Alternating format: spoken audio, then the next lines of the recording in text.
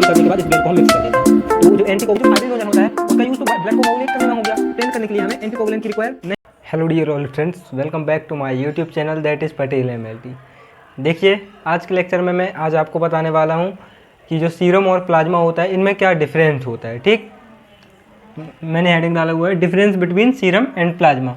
तो जो सीरम और प्लाज्मा होता है इनमें क्या डिफरेंस होता है और ये क्या होते हैं और इनका क्या यूज रहता है, ये सब कुछ आज के लेक्चर में मैं आज आपको बताने वाला हूँ। ठीक, तो बिना टाइम वेस्ट किए हुए हम आज का लेक्चर स्टार्ट करते हैं। ठीक है, देखिए सबसे पहले मैंने लिखा हुआ है सीरम के बारे में, सीरम क्या होता है। ठीक है, देखिए मैंने लिखा है serum contains all protein except clotting factor involving in the blood clotting. जो सीरम होता है इसमें सभी प्रकार के प्रोटीन प्रेजेंट होते हैं, शामिल रहते हैं, कंटेन रहते हैं आप कह सकते हैं। ठीक, लेकिन एक कुछ ऐसे प्रोटीन भी रहते हैं जो इसमें प्रेजेंट नहीं होते हैं, किसमें, सीरम में। जैसे क्लॉटिंग फैक्टर हो गए हमारे, जो क्लॉटिंग फैक्टर होते हैं ये हमारे सीरम में प्रेजेंट नहीं होते हैं। ठीक, एक्सेप्ट का मतलब, एक्सेप्ट वर्ड जहाँ भी आता है आप समझ जाइए, मतलब किसी को छोड़कर। ठीक, मतलब किन को छोड़कर, यहाँ पर फिलहाल बात करें तो क्लॉटिंग फैक्टर को छोड़कर, ऐसे क्लॉटिंग फैक्टर जो ब्लड को क्लॉट करने में हेल्प करते हैं, ब्लड को जमाने में हेल्प करते हैं। ठीक, उनको छोड़कर सीरम में सभी प्रकार के प्रोटीन प्रेजेंट होते हैं। ठीक है ना। फिर मैंने लिखा है including all electrolytes, antibodies, antigen, hormones and exogenous substance. Example के लिए ड्रग्स हो गया एंड माइक्रो ऑर्गेनिज्म हो गया। तो जो सीरम होता है इसमें सभी प्रकार के जो इलेक्ट्रोलाइट होते हैं वो प्रेजेंट रहते हैं, जो एंटीबॉडीज हो गई, हमारे एंटीजन्स हो गए, हॉर्मोन्स, ठीक है ना, और कुछ एक्सोजीनियस सब्सटेंस। ठीक, जैसे कि ड्रग्स, जो मेडिसिन वगैरह हम लेते हैं वो डिजॉल्व रहती हैं हमारे ब्लड में, एंड जब हम उसमें से सीरम को निकालते हैं तो हमको ड्रग्स भी उसमें दिखेंगे, उसमें माइक्रो ऑर्गेनिज्म और ये जो जितने भी कंपोनेंट जो मैंने आपको बताया ये सब उसमें कंटेन रहते हैं, किसमें, सीरम में।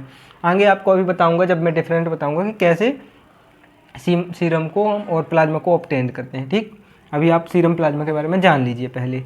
ठीक है, फिर मैंने लिखा है प्लाज्मा के बारे में, मैंने लिखा है plasma is a light yellow colour liquid portion of blood. तो जो प्लाज्मा होता है ये भी हमारे ब्लड का जो लाइट येलो कलर का जो लिक्विड वाला पोर्शन होता है वो होता है। ठीक है ना, किसका, ब्लड का जो लिक्विड पार्ट होता है उसको हम प्लाज्मा कहते हैं और ये लाइट येलो कलर का होता है। ठीक है, एंड मैंने लिखा है it contain all proteins as well as clotting factor. तो जो प्लाज्मा होता है इसमें सभी प्रकार के प्रोटीन तो पाए जाते हैं और साथ ही साथ इसमें क्लॉटिंग फैक्टर भी प्रेजेंट होते हैं, जबकि जो हमारा सीरम था उसमें क्लॉटिंग फैक्टर प्रेजेंट नहीं थे। ठीक, जो ब्लड को क्लॉट करने में हेल्प करते थे, लेकिन जो हमारा प्लाज्मा है इसमें सभी प्रकार के क्लॉटिंग फैक्टर भी प्रेजेंट रहते हैं। ठीक है, फिर मैंने लिखा है whole blood minus RBC, WBC, platelets make up the plasma. जो हमारा पूरा ब्लड रहता है उससे जब हम RBC, WBC एंड प्लेटलेट्स इन सबको माइनस कर देते हैं तो हमको हमारा प्लाज्मा मिल जाता है। ठीक, उसे ही हम प्लाज्मा कहते हैं। ओके, अब हम जानेंगे डिफरेंस के बारे में कि इनमें क्या डिफरेंस होते हैं। ठीक है ना। ओके, आगे हम जानेंगे डिफरेंस के बारे में कि सीरम प्लाज्मा में क्या डिफरेंस होते हैं, लेकिन उसके पहले मैं आपको बता देता हूं कि जो सीरम और प्लाज्मा होता है इसको कैसे हम ऑब्टेन करते हैं। ठीक, कैसे प्राप्त करते हैं, आखिर हमको कैसे मिलता है सीरम प्लाज्मा। देखिए, आपने देखा होगा कि जब आप ब्लड कलेक्शन करवाने जाते हैं अपना, ठीक, ब्लड टेस्ट करवाना होता है तो आप पहले ब्लड दे के आते हैं। ठीक है, और या फिर आपने खुद भी किया होगा, अगर पैथोलॉजी में आपने वर्क किया है तो आपने खुद भी किया होगा, और ब्लड कलेक्ट करने के बाद आप उसको ट्यूब में रखते हैं। ठीक, टेस्ट के अकॉर्डिंग, जो डॉक्टर टेस्ट लिखता है उसके अकॉर्डिंग आप ब्लड को अलग अलग ट्यूब में रखते हैं। ठीक है, जैसे मान लीजिए आपको बोला गया होगा कि आपको इसमें बिलीरुबिन देखा है, लिपिड प्रोफाइल करवाना है या KFT करवाना है, किडनी फंक्शन टेस्ट, तो आप क्या करते हैं, ब्लड को कलेक्ट करने के बाद उसको रेड वाली वायल में रखते हैं। ठीक है, क्या करते हैं, आपने ये वायल है, आप ब्लड कलेक्ट करने के बाद ये रेड वाली वायल में रखते हैं, किसमें, रेड वाली वायल में, जिसे हम प्लेन ट्यूब के नाम से जानते हैं। ठीक है, प्लेन ट्यूब। आपने अगर आपको लिपिड प्रोफाइल या किडनी फंक्शन टेस्ट करवाना होता है तो आप इसमें रख देते हैं। ठीक है ना। एंड देन अगर आप, एक और ट्यूब रहती है, अगर आपको जैसे मान लीजिए CBC टेस्ट करवाना होता है, ठीक है ना, तो आप क्या करते हैं, उस ब्लड को कलेक्ट करने के बाद एंटीकोगुलेंट ट्यूब में रखते हैं, EDTA एंटीकोगुलेंट ट्यूब। ठीक, EDTA एंटीकोगुलेंट ट्यूब,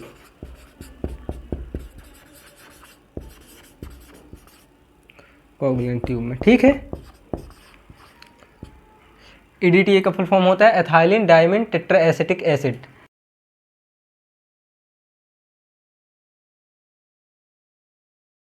इसका फुल फॉर्म होता है ethylene diamine tetra acetic acid. Okay, आपको ये समझ में आ गया। देखिए, तो मैं अभी आपको क्या बता रहा था कि ब्लड कलेक्ट करने के बाद आप टेस्ट के अकॉर्डिंग कैसे अलग अलग ट्यूब में रखते हैं, ठीक है। तो जब आपको डॉक्टर बोलते हैं उसमें लिख के देते हैं कि इस पेशेंट का हम आपको क्या करना है, मान लीजिए आपको लिपिड प्रोफाइल करना है और किडनी फंक्शन टेस्ट करवाना है, एग्जाम्पल के तौर पर मैं आपको बता रहा हूँ। तो आप क्या करेंगे, ब्लड को कलेक्ट करेंगे।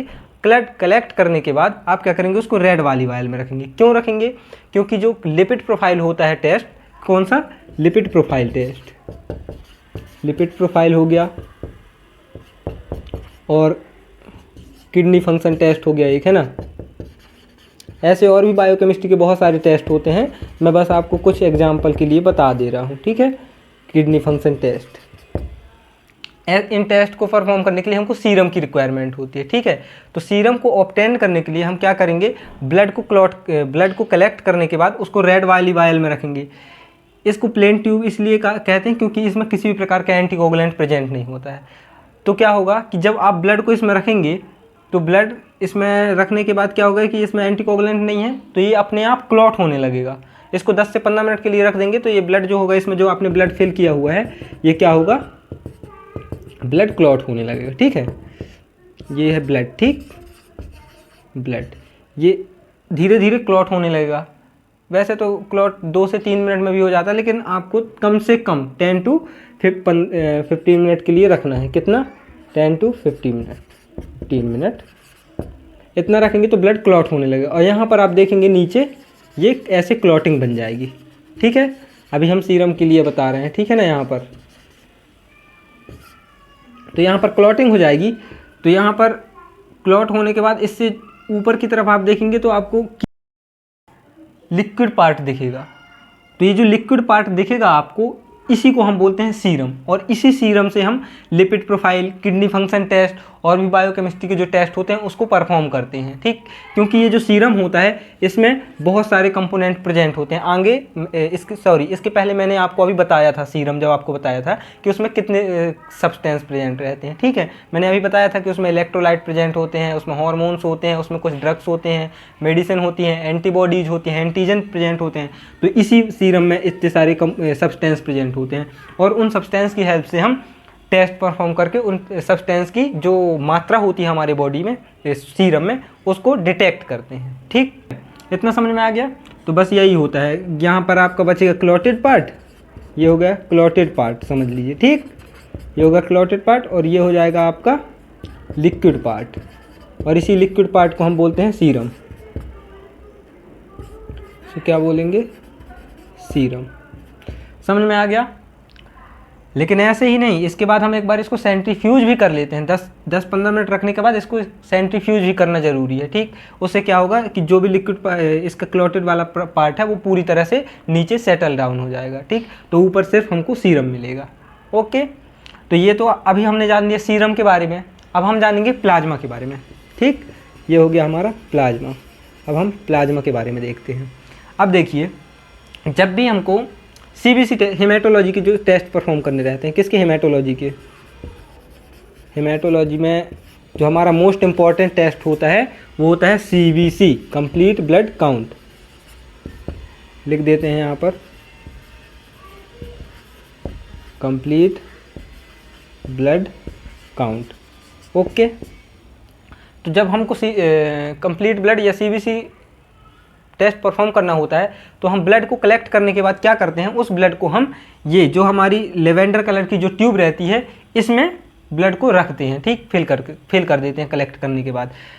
वो इसलिए करते हैं क्योंकि ये जो हमारा EDTA ट्यूब रहता है इसमें एक एंटीकोगुलेंट प्रेजेंट रहता है, जिसे हम बोलते हैं EDTA एंटीकोगुलेंट या फिर ethylene diamine tetra acetic acid.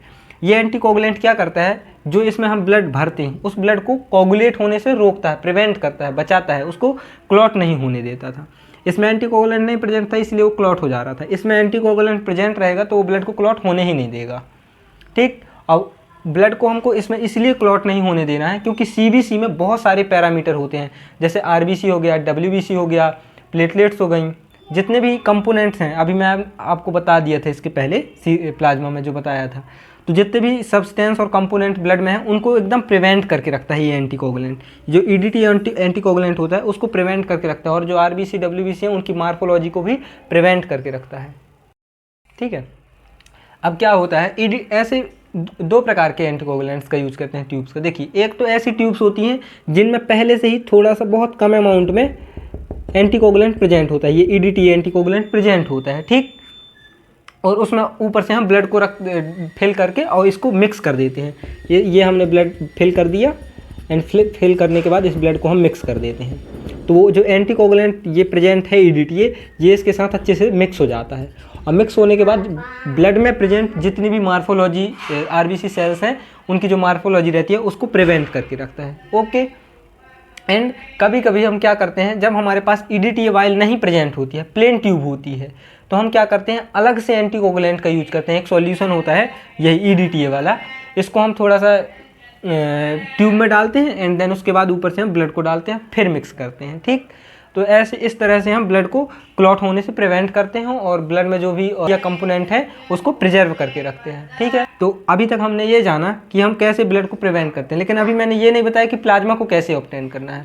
तो हमको क्या करना है कि जब हम ब्लड को पूरी तरह एंटीकोगुलेंट के साथ मिक्स कर देते हैं, तो मिक्स करने के बाद इस ब्लड को हमको 2500 या 1500 आरपीएम में हमको सेंट्रीफ्यूज करना है एक ऑप्टिमम टाइम के लिए। मान लीजिए 5 मिनट या 10 मिनट के लिए आप सेंट्रीफ्यूज करेंगे, तो क्या होगा, ये जो ब्लड रहेगा इसमें आपको 3 पोर्शन दिखेंगे। ठीक है, यहाँ पर जगह नहीं है, थोड़ा सा आप नीचे बना के आपको बताते हैं। ठीक, देखिए ये हो गया ट्यूब, इसमें आपको नीचे सेटल डाउन दिखेंगी आरबीसी सेल्स, डब्ल्यूबीसी सेल्स, सिर्फ नीचे आपको आरबीसी दिखेंगे। ठीक, आरबीसी सेल्स आपको देखिए बाजू में डायग्राम दिख रहा होगा, उसमें भी आप देख सकते हैं, और मैं यहाँ पर बना भी के आपको दिखा दे रहा हूँ। ठीक है, ये आपको नीचे आरबीसी सेल्स दिखेंगी रेड कलर की, एंड बीच में आप देखेंगे, बीच में ये तो आपको थिन क्रीमी कलर की एक वो लेयर दिखेगी। ठीक है ना, ये जो लेयर होती है इसमें प्रेजेंट रहते हैं हमारे कौन कौन से, डब्ल्यूबीसी सेल्स एंड प्लेटलेट्स। जब आप सेंट्रीफ्यूज करेंगे ब्लड को तो आपको प्लेट्स, ठीक, और ऊपर की तरफ ये वाला ये जो लिक्विड पोर्शन आपको दिखेगा स्लाइटली लाइटली येलो कलर का, इसको हम बोलते हैं प्लाज्मा। ओके, समझ में आ गया कि जब हम एंटीकोगुलेंट को ब्लड के साथ मिक्स करेंगे, मिक्स करने के बाद उसको जब हम सेंट्रीफ्यूज करेंगे, और जब सेंट्रीफ्यूज करेंगे तो हमको सेंट्रीफ्यूज करने के बाद ये 3 पार्ट दिखेंगे इस ट्यूब में। जो नीचे आपको दिखेगा आरबीसी सेल्स दिखेंगे, क्योंकि वो सेटल डाउन हो जाती हैं सेंट्रीफ्यूज करते टाइम, और बीच में आपको दिखेंगे एक क्रीमी कलर की थिन लेयर जिसमें डब्ल्यूबीसी एंड प्लेटलेट कंटेन रहती हैं, एंड जो ऊपर वाला पार्ट रहेगा इसमें आपको प्लाज्मा दिखेगा। आप इमेज में भी देख सकते हैं, साइड में आपको इमेज दिख रही होगी। ठीक है, अब हम जानेंगे आगे डिफरेंस बिटवीन सीरम और प्लाज्मा, मतलब सीरम और प्लाज्मा में क्या डिफरेंस रहते हैं उनके बारे में। ओके, तो यहाँ तक आपको समझ में आ गया होगा। अब हम जानेंगे सीरम और प्लाज्मा में जो मेजर डिफरेंस होते हैं। ठीक, यहाँ पर मैं आपको 5 मेजर डिफरेंस बताने वाला हूँ सीरम और प्लाज्मा में। ओके, तो चलिए देखते हैं हम। सबसे फर्स्ट में क्या मैंने लिखा है, serum obtain when coagulated blood has been centrifuged. इसमें सबसे फर्स्ट वन देखिए क्या लिखा है कि सीरम हमको तब प्राप्त होता है जब हम कोगुलेटेड ब्लड को सेंट्रीफ्यूज करते हैं, मतलब जब ब्लड जम जाता है, कोगुलेट हो जाता है, उस ब्लड को जब हम सेंट्रीफ्यूज करते हैं तो हमको सीरम ऑब्टेन्ड होता है। ठीक, और वहीं अगर हम प्लाज्मा की बात करें तो प्लाज्मा में देखिए यहाँ लिखा है plasma obtained when anticoagulant blood has been centrifuge. Anticoagulant, ठीक, यहाँ पर कोगुलेंट मतलब जमे हुए ब्लड को सेंट्रीफ्यूज कर रहे हैं, यहाँ पर एंटीकोगुलेंट मतलब जो ब्लड जमा हुआ नहीं है, मतलब थक्का उसका नहीं जमा है, वो लिक्विड फॉर्म में है पूरा ब्लड ही, जब उसको हम सेंट्रीफ्यूज करेंगे किसको, एंटीकोगुलेंट ब्लड को, तब हमको प्लाज्मा ऑब्टेन होगा। Okay, and then second one यहाँ पर है anticoagulant are not needed for obtain serum.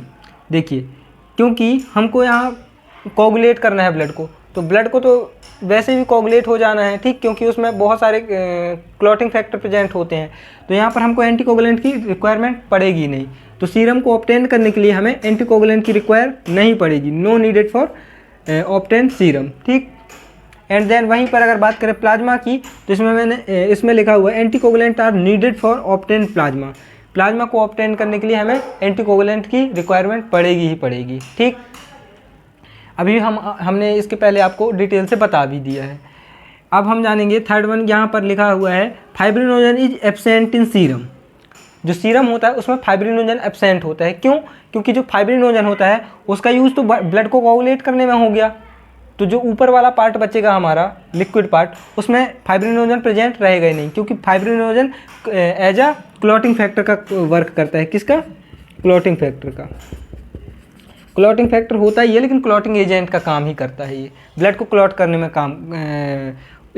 Blood को क्लॉट करने में ये चला जाता है। ठीक, ब्लड को क्लॉट कर देता है और ऊपर जो लिक्विड पोर्शन बचेगा उसको हम सीरम बोलेंगे। ठीक, एंड यहाँ पर देखेंगे प्लाज्मा में तो fibrinogen is present in plasma. जो प्लाज्मा होता है इसमें फाइब्रिनोजन प्रेजेंट रहता है। ओके, थर्ड वन लिखा है serum takes longer time to prepare approximately 15 to 13 minutes. जो सीरम होता है ये ज़्यादा समय ले लेता है तैयार होने के लिए। ठीक है ना, जब हम सीरम को प्रिपेयर करेंगे हमारे लेबोरेटरी में तो उसमें हमको बहुत 15 से 30 मिनट लग सकते हैं, क्योंकि जब हम सीरम को ऑब्टेन करते हैं तो हम ब्लड को कलेक्ट करने के बाद पहले उसको हम 15 से 30 मिनट के लिए रख देते हैं। जब ब्लड क्लॉट हो जाता है तब उसके बाद जब हम सेंट्रीफ्यूज करते हैं तब हमको सीरम मिलता है। ठीक है, और वहीं अगर प्लाज्मा की बात करें तो हमने यहाँ पर लिखा हुआ है immediately obtain after blood collection. Blood को कलेक्ट करने के बाद आप जब उसको एंटीकोगुलेंट में मिक्स करेंगे एंड देन उसके बाद आप तुरंत सेंट्रीफ्यूज कर सकते हैं और प्लाज्मा को ऑब्टेन कर सकते हैं। ठीक, लेकिन सीरम में ज़्यादा टाइम लग जाता है, उसको पहले रखना पड़ता है 15 से 30 मिनट के लिए। ओके, यूजेस लिखा है कि सीरम का क्या यूज रहता है। तो देखिए, serum is use for immunological and serological test. जो सीरम होता है इसका यूज हम इम्यूनोलॉजिकल और सीरोलॉजिकल टेस्ट में इसका यूज करते हैं। ठीक, एंड वहीं प्लाज्मा की बात करें तो इसका यूज हम किसके लिए करते हैं? कोगुलेशन स्टडी के लिए। जैसे कि हमारा पीटी हो गया, प्रोथ्रोम्बिन जिसे हम कहते हैं, और APTT acquired partial thromboplastin time. ठीक, ओके, तो इतना आपको समझ में आ गया होगा। तो ये था आज का हमारा लेक्चर। आई होप आपको अच्छे से समझ में आ गया होगा। कहीं अगर कोई समस्या गई हो तो आप कमेंट बॉक्स में कमेंट में जाकर हमसे पूछ सकते हैं, उसका जवाब आपको तुरंत रिप्लाई दिया जाएगा। ओके।